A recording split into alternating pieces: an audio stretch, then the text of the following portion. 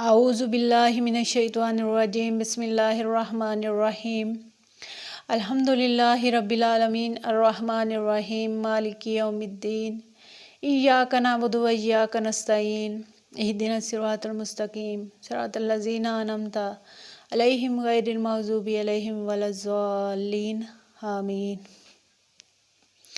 رب اشرح لی صدری ویسر لی امری واحلل عقدۃ من لسانی یفقہوا قولی۔ السلام علیکم ورحمۃ اللہ وبرکاتہ۔ آج ہم سورۃ شمس کا ترجمہ اور مختصر سی تفسیر کریں گے۔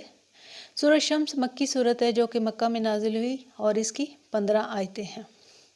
چلیں شروع کرتے ہیں۔ بسم اللہ الرحمن الرحیم۔ والشمس وضحاہا، قسم ہے سورج کی اور اس کے دھوپ چڑھنے کی، والقمر اذا تلاہا، اور چاند کی جب آئے سورج کے پیچھے، یعنی جب سورج غروب ہوگا تو اس کے بعد ہی چاند آئے گا، والنہار اذا جلاہا، اور دن کی جب اس کو روشن کر لے،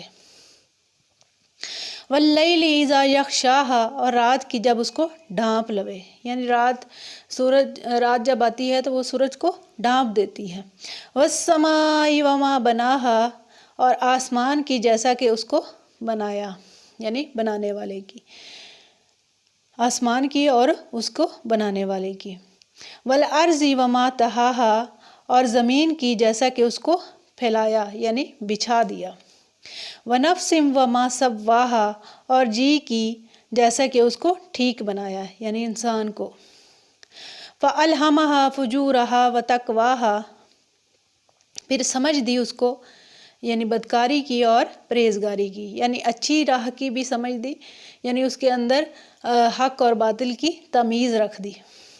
یعنی یہ 8 قسمیں اللہ تعالیٰ کھا کے فرما رہے ہیں۔ اللہ تعالیٰ اگر قسمیں نہ بھی کھاتا، اگر بات بتا دیتا تو تب بھی اللہ تعالیٰ کی بات کی اہمیت تھی، لیکن اللہ تعالیٰ جب قسمیں کھاتا ہے تو اس کی اہمیت اور بڑھ جاتی ہے۔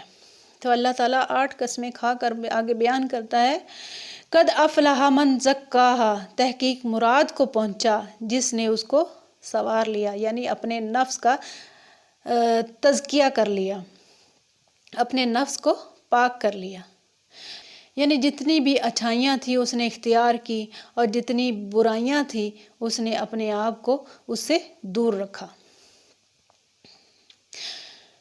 وَقَدْ خَابَ مَنْ دَسَّاهَا، اور نامراد ہوا من دساہا، جس نے اس کو خاک میں ملا چھوڑا، یعنی کس نے؟ انسان نے اپنے نفس کو خاک میں ملا چھوڑا۔ اب آپ سب ہی بتائیں کہ کوئی انسان یہ کہہ سکتا ہے کہ جھوٹ بولنا صحیح بات ہے؟ نہیں، یہ کوئی نہیں کہہ سکتا، کیونکہ سب کو پتہ ہے یہ اللہ تعالیٰ نے اس کے اندر یہ چیز رکھ دی ہے، برائی کا اور اچھائی کا مادہ انسان کے اندر ہے۔ انسان کا ضمیر اس کو بتا دیتا ہے کہ یہ میں اچھا کام کر رہا ہوں اور یہ میں برا کام کر رہا ہوں۔ دیکھیں، انسان اگر کوئی برائی کر رہا ہے، انسان اگر جھوٹ بول رہا ہے، دھوکہ بازی کر رہا ہے، اندر سے اس کے ضمیر کی آواز اس کو کہتی ہے، وہ اپنے ضمیر کے آواز کو دبا دیتا ہے، اس کو پتہ ہوتا ہے، اس کا ضمیر کہہ رہا ہوتا ہے کہ تم غلط کر رہے ہو، تم غلط کر رہے ہو، لیکن وہ اپنے ضمیر کی آواز کو دبا دیتا ہے، اپنے نفس کو دبا دیتا ہے، یعنی اچھائی کا جو مادہ ہے اس کے اندر اس کو وہ دبا دیتا ہے۔ تو اللہ تعالیٰ فرما رہے ہیں جس نے اپنے نفس کو پاک کر لیا وہ مراد کو پہنچ گیا، اور جس نے اپنے یعنی اور نامراد ہو گیا وہ انسان جس نے اس کو یعنی اپنے نفس کو خاک میں ملا چھوڑا۔ کذب ثمود بطغواہا، جھٹلایا سمود نے اپنی شرارت سے، یعنی سمود جو قوم تھی حضرت صالح علیہ السلام کی، انہوں نے حضرت صالح علیہ السلام سے کہا کہ یہ جو پہاڑ ہیں ان میں سے اگر اونٹنی پیدا کر کے دکھا دیں تو ہم آپ پر ایمان لے آئیں گے۔ تو اللہ تعالیٰ کے لیے یہ کام کرنا کون سا مشکل تھا؟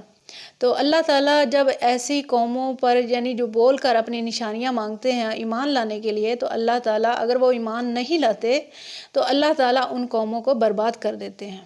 تو ایسا ہی ہوا کہ جب اللہ تعالیٰ نے اونٹنی کو پیدا فرما دیا، پھر اللہ تعالیٰ کے نبی نے حضرت صالح علیہ السلام نے کہا کہ یہ اونٹنی کی باری مقرر کر دی پانی پینے کی، کہ ایک دن یہ اونٹنی پانی پیے گی اور ایک دن تمہارے جانور پانی پئیں گے۔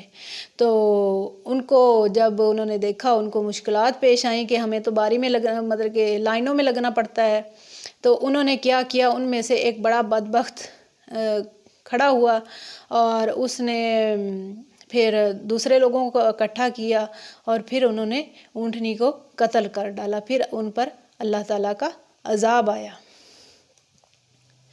اذ انبعث اشقاہا، اور جب اٹھ کھڑا ہوا ان میں سے ایک بڑا بدبخت، فقال لهم رسول اللہ ناقۃ اللہ وسقیاہا، پھر کہا ان کو اللہ کے رسول نے، خبردار ہو اللہ کی اونٹنی سے اور اس کے پانی پینے کی باری سے۔ فکذبوہ فعقروہا، پھر انہوں نے جھٹلایا اس کو، پھر پاؤں کاٹ ڈالے اس کے۔ فدمدم علیہم، پھر الٹ مارا ان پر، ربہم، ان کے رب نے، بذنبہم، بسبب ان کے گناہوں کے، فسواہا، پھر برابر کر دیا سب کو، یعنی عذاب سے سب کو برباد کر دیا۔ ولا یخاف عقباہا، وہ نہیں ڈرتا انجام سے، یعنی پیچھا کرنے سے، انجام سے۔ یعنی دنیا کے اندر انسان کوئی بادشاہ ہے یا کوئی بھی ہے، وزیر اعظم ہے، جو بھی ہے، وہ جب بھی ایسے کوئی کام کرے گا تو وہ اپنے انجام سے بھی ڈرے گا کہ لوگ میرے خلاف ہو جائیں گے، یا اس کو 100 مسئلے مسائل کا سامنا کرنا پڑتا ہے، اس کو دیکھنا پڑتا ہے کہ میں ایسے کروں گا تو مجھے یہ پوچھ ہونی ہے، یا مجھے اس چیز کا سامنا کرنا پڑنا ہے، یا انجام کا سامنا کرنا پڑنا ہے۔ لیکن یہاں پہ اللہ تعالیٰ فرما رہے ہیں وہ نہیں ڈرتا انجام سے، یعنی اللہ تعالیٰ کیوں ڈرے گا؟ اللہ تعالیٰ کو انجام سے کوئی ڈر نہیں۔ یہ تھی سورۃ شمس کی تفسیر اور ترجمہ۔ اللہ تعالیٰ سے دعا ہے اللہ تعالیٰ ہمیں صحیح معنوں میں اس کو سمجھنے کی اور اس پر عمل کرنے کی توفیق عطا فرمائے۔ فی الحال کے لیے اجازت دیجیے گا، اللہ نگہبان۔